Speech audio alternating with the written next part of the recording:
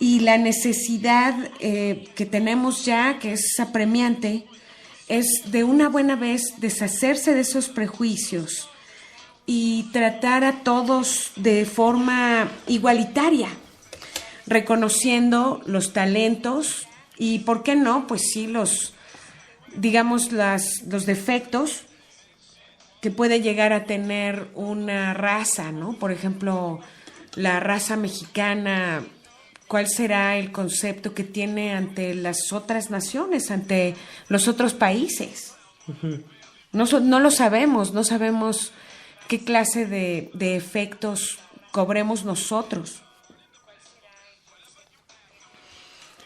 Es un tema sumamente interesante. Yo estaba leyendo que, por ejemplo, desde el punto de vista de la antropología, la raza hasta los años 60, que es curiosamente hasta los años de las revueltas por los derechos civiles de los negros, precisamente en Estados Unidos, por esas fechas, en el mundo científico y académico de la antropología, la idea de raza comenzó a cuestionarse y se pensó que quizás la raza era como una categoría que era creada por los científicos. Pues realmente las razas se referían a una clasificación mental, ¿no?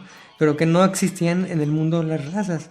Entonces se empezó a privilegiar otro tipo de lenguaje. Por lo pronto decir que las razas pues se construyen de algún modo o se designan por el lenguaje, y que hay otro tipo de características, ¿no? Que hacen clasificar a los grupos humanos. Además, una pregunta también antropológicamente relevante es ¿por qué deberíamos de clasificarnos a nosotros mismos por un criterio u otro, ¿no? Por alguien se le ocurrió que los que clasificaron eso, los racialistas primeros, que a partir de ciertos criterios podíamos decir, bueno, esto es de una raza o de una otra raza, ¿no? Esas formas de clasificar a los humanos están siendo puestas en duda actualmente, y ahora por lo menos se habla de que las razas que la raza también, como una construcción mental que nos sirve para hablar de las personas, también ha de incluir otro tipo de variables, ¿no? Y hacer por lo menos más problemática la clasificación que hacemos de las personas, que esa idea de hacerlo por colores, bueno, es una cosa arbitraria y solamente tiene sentido en el marco de teorías que hablan de los antropológicas sobre todo, ¿no? Pero no hay nada natural, entre comillas, en la clasificación de los seres humanos por supuestas razas o colores, ¿no? De hecho, un libro muy interesante que se llama Pieles Negras, Máscaras Blancas, si no me equivoco, de Frantz Fanon, que fue un escritor de Martinica, cuando Martinica era colonia francesa, y él habla de que él cuando vivía en su país, pues no era negro, ¿no? Porque todo el mundo era negro como él. Y había algún otro tipo de clasificación como justamente los mulatos, pero no había entre ellos demasiado interés, salvo el hecho de que compartían los mulatos genes de otros linajes, digamos. Fuera de eso no había negros porque todos eran iguales. Frantz Fanon en ese libro cuenta que se convirtió en negro cuando llegó a otro país, cuando llegó a Francia, y empezó a escuchar cuando él caminaba por ahí, le decían, mira, un negro, cuidado, un negro, qué miedo, un negro.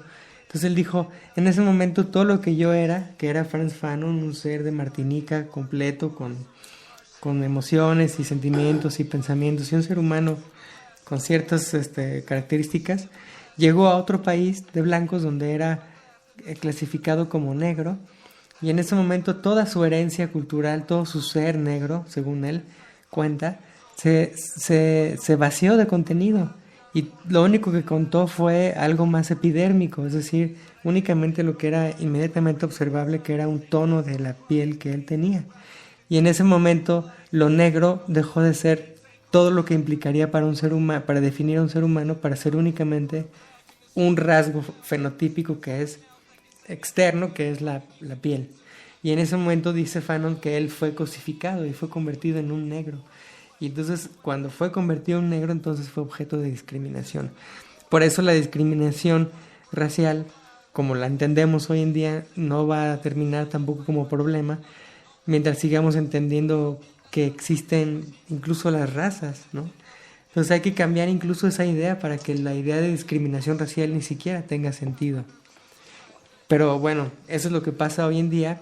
También los jóvenes que yo te comentaba hace un momento que están diciendo, oye, solo por tener la piel como la tengo, ya me di cuenta que soy negro. O sea, soy creación de un mundo blanco colonizador, ¿no? Nada positivo que vayan creciendo los niños así. Por eso existe este deseo de convertirse en alguien blanco. Y podemos ver muy hermosas estrellas que son cantantes y bailarinas y tienen shows muy entretenidos y llenos de luz y de producción, de escenario y demás, que también de alguna forma ya son blancas, o sea, se han teñido el cabello de rubio, o sea, realmente son como mujeres blancas que se han bronceado mucho, pero se han convertido en otra nueva raza inclusive, ¿no? Ya sabemos también Michael Jackson, todas las que pasó y logró ponerse totalmente blanco, ¿no? O sea, el hombre murió ya de piel más blanca que la mía, ¿no? Y a mí lo que más me preocupa es que los movimientos neonazis y que movimientos como el Ku Klux Klan, nunca he podido pronunciarlo. Como el KKK. Ku Klux Klan. Que también es un grupo que están muy convencidos, parece que el hecho de estar congregados de esta forma y tener en común, así como ir de cacería, ¿no? Como muchas veces me ha tocado ver en algunas películas que es lo que hace el Ku Klux Klan. Bueno, el KKK, sí, es mejor, como decías. Que ellos realmente tomaban como un deporte, ¿no? O sea, poder perseguir por el bosque a un hombre de la raza negra, sí, o sea, y esta agrupación también de alguna forma toca una fibra muy sensible de la humanidad, porque se juntan y hacen muchos destrozos. Por ejemplo, en España, muchos de estos neonazis, ¿no?, que también existen por ahí, están haciendo destrozos en los partidos de fútbol y de alguna forma se manifiestan y son una comunidad, ¿no? Existe si de por sí hay bastante segregación, todavía se hace más segregación. Como que al humano le gusta vivir en grupos, pero va fragmentando los grupos cada vez más. Y todos los grupos quieren tener su propia identidad y su propia presencia y que se note que están ahí. Es muy interesante cómo las mismas personas, ahí el gobierno no tiene nada que ver, ¿no? Son las mismas personas las que se agrupan y toman identidades, y eso está pasando aquí en México. Por eso escuchamos tantos nombres de agrupaciones que nos dicen que son delictivas. Y obviamente son las únicas noticias que tenemos, no sabemos más, no sabemos realmente qué pasa con autodefensas, no sabemos, pero así nos lo han dicho, ¿no? Yo pienso que Michael Jackson, por cierto, que tú lo mencionabas, que me parece un ejemplo estupendo, yo creo que es como el monumento a la negación de lo negro y la aprobación del público blanco, porque realmente Michael Jackson como estrella del pop tuvo un público amplísimo en todo el mundo, ¿no? Y no únicamente negro, ¿no? Era adorado por blancos y todos los demás. Entonces él ejemplificó la negación de lo negro al hacerse todo el conjunto de cirugías estéticas que se hizo, y la gente le aplaudía. Entonces también ritualizadamente ahí se muestra algo muy así como si se pusieran de acuerdo para celebrar que qué bueno que se hizo blanco, porque esa es la idea de todo esto, ¿no? Entonces parecería que es un performance de la supremacía blanca de los Estados Unidos, Michael Jackson, por eso fue tan famoso. Y el epílogo, que sería un epílogo de humor negro, es que Michael Jackson murió en un mundo de alucine, que asociado con la pedofilia y Disneylandia y un mundo de basura. Entonces el epílogo es que esta exaltación de lo blanco termina es eso, ¿no? Es finalmente un mundo de exceso inútil y de consumo conspicuo, ¿no? Pero bueno, esa es la figura que, cómo se puede interpretar a Michael Jackson. Pero lo que estás diciendo a propósito de los neonazis tiene mucho que ver, tiene todo que ver, yo creo, con la brutalidad policíaca en Estados Unidos, los movimientos neonazis que están renaciendo en Alemania, en Italia, en Grecia, en Francia, en España, etcétera, en Italia, ya lo dije, ¿no? Sí. Entonces, parece, fíjate, los movimientos neonazis en Europa, sobre todo, tienen en mente, pues, al mundo musulmán, por un lado, ¿no? Y no que no es privativamente negro, ¿no? También hay la gran raíz árabe. Y por otro lado, en Estados Unidos, digamos, lo que está enfrente es la población afrodescendiente.